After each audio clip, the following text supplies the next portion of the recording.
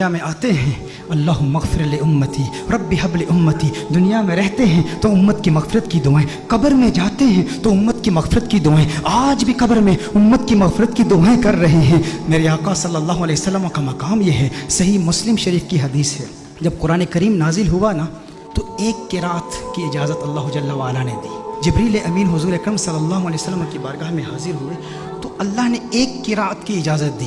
حضور اکرم صلی اللہ علیہ وسلم نے جبریل امین کو واپس بھیج دیا، جبریل واپس چلے جاؤ، اللہ کی بارگاہ میں عرض کرو کہ میری امت کے قبائل تو بہت زیادہ ہیں، اب ایک قرات کی اجازت، یہ میری امت کے لیے اس کا تلفظ آسان نہیں ہے، حوّن علی امتی، امت کو سہولت دی جائے۔ نبی کریم صلی اللہ علیہ وسلم نے جبریل امین کو واپس بھیج دیا، جبریل امین اللہ کی بارگاہ میں حاضر ہوئے۔ اب دیکھیں ہندوستان کے علماء بیٹھے ہیں، حضور کے امتی ہندوستان میں بھی رہتے ہیں نا، میں جب ہندوستان میں جاتا ہوں تو وہاں پر جب بیانات میں مجھے دعوت دی جاتی ہے، جب مجھے مدعو کرتے ہیں تو کہتے ہیں شاکب شامی کو ہم دعوت دے رہے ہیں۔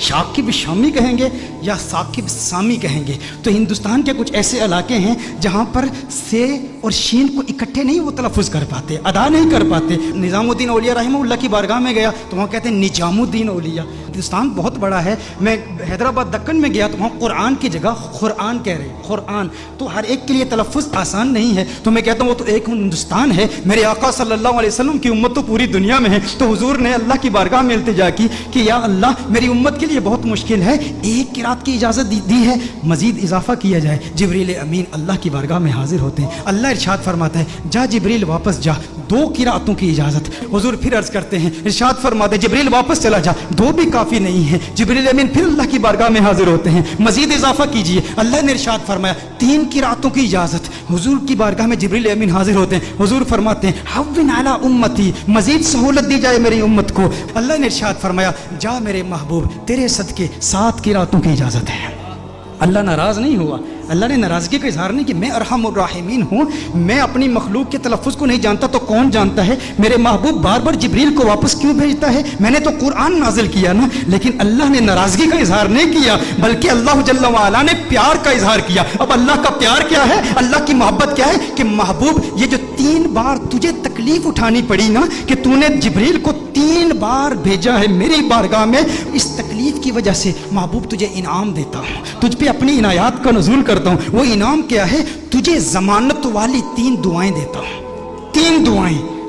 صحیح مسلم کی حدیث کا مفہوم پیش کر رہا ہوں، ضمانت والی 3 دعائیں، جب بھی مانگے گا قبول ہو جائیں گی۔ سارے انبیاء کو دعائیں دی گئی، حضرت سلیمان علیہ السلام کو بھی ایک ضمانت والی دعا دی گئی کہ جو دعا کرے گا قبول ہو جائے گی، باقی انبیاء کو ایک ایک دعا دی گئی۔ حضور اکرم صلی اللہ علیہ وسلم کو 3 دعائیں دی گئی کہ ہے محبوب 3 دعائیں ہیں۔ سلیمان علیہ السلام نے دعا کیا کی؟ یا اللہ مجھے بادشاہ ایسا بنا دے کہ میرے جیسا کوئی بادشاہ نہ ہو۔ اللہ جل وعلا نے دعا قبول کر لی۔ ابراہیم علیہ السلام نے اپنی اولاد کے لیے دعا کی کہ یا اللہ میری اولاد میں انبیاء اور رسول بھیج، اللہ نے وہ دعا قبول کر لی۔ حضرت نوح علیہ السلام نے اپنے دشمنوں کی تباہی کی دعا کی، ان کے دشمنوں کو اللہ نے تباہ کر دیا، سب کی دعائیں قبول ہوئی، لیکن ہر نبی نے جو دعا کی نا، یا اپنے لیے کی یا اپنی اولاد کے لیے کی یا اپنے دشمنوں کی ہلاکت کے لیے کی، انہیں ایک ایک دعا ملی، لیکن کونین کے والی صلی اللہ علیہ وسلم کو 3 دعائیں ملی۔ لیکن میرے آقا کی دعائیں کیا ہیں؟ میرے آقا صلی اللہ علیہ وسلم نے ایک بھی دعا اپنے لیے نہیں کی، 2 دعائیں دنیا میں ہی کر لی اور ایک دعا آخرت کے لیے مؤخر کی۔ دنیا کے لیے جو دعا تھی وہ کیا تھی؟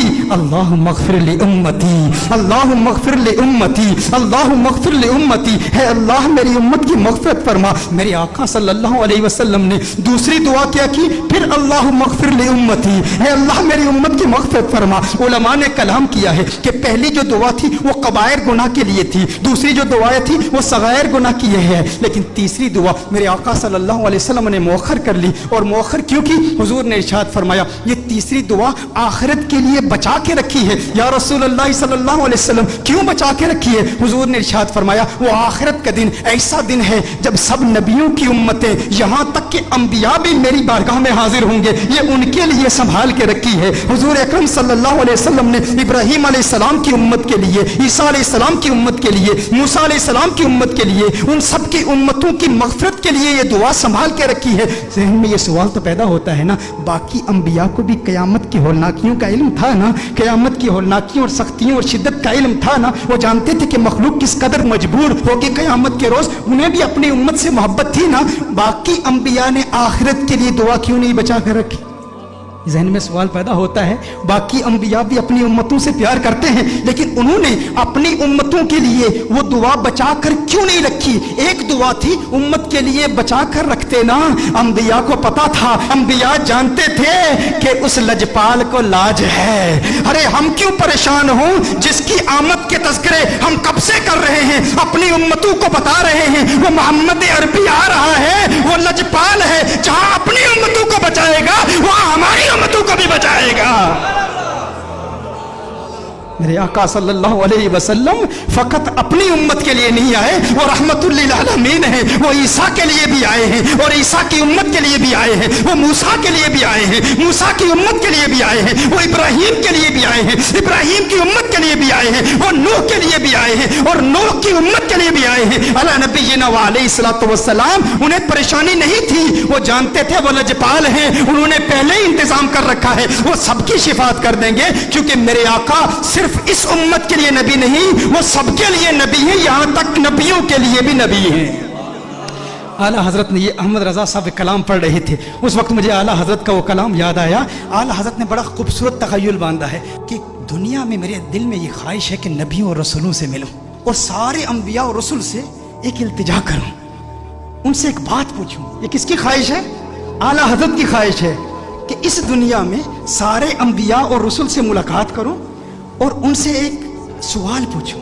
لیکن اس دنیا میں ممکن تو نہیں ہے احمد رضا کہ سارے انبیاء اور رسول کی بارگاہ میں تو حاضر ہو اور ان سے سوال پوچھ۔ کہا تو پھر میں قیامت کے روز پوچھ لوں گا، آخرت میں پوچھ لوں گا۔ اس وقت مخلوق بھی اپنے اپنے مقام کے اعتبار سے اور اللہ کی شان کے لائق اللہ کو دیکھے گی، تو اللہ کے سامنے اعلیٰ حضرت حضور کے سامنے انبیاء سے ایک سوال پوچھیں گے۔ وہ سوال کیا ہے؟ انبیاء سے کروں عرض کیوں مالک ہو؟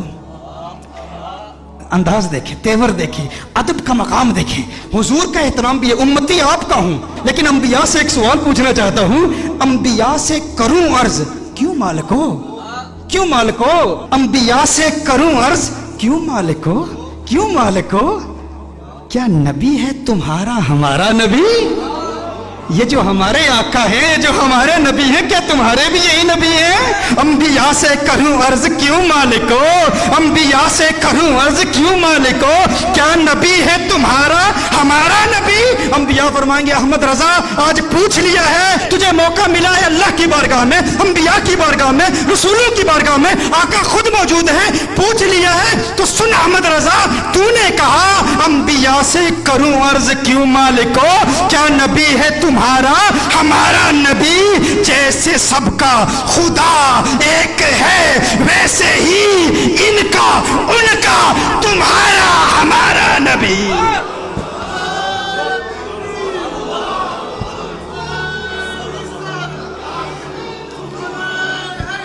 جیسے سب کا خدا ایک ہے ویسے ہی ان کا ان کا تمہارا ہمارا نبی۔ کرن بدلی رسولوں کی ہوتی رہی، چاند بدلی کا نکلا ہمارا نبی۔ کیا خبر کتنے تارے کھلے چھپ گئے، پر نہ ڈوبے نہ ڈوبا ہمارا نبی، پر نہ ڈوبے نہ ڈوبا ہمارا نبی۔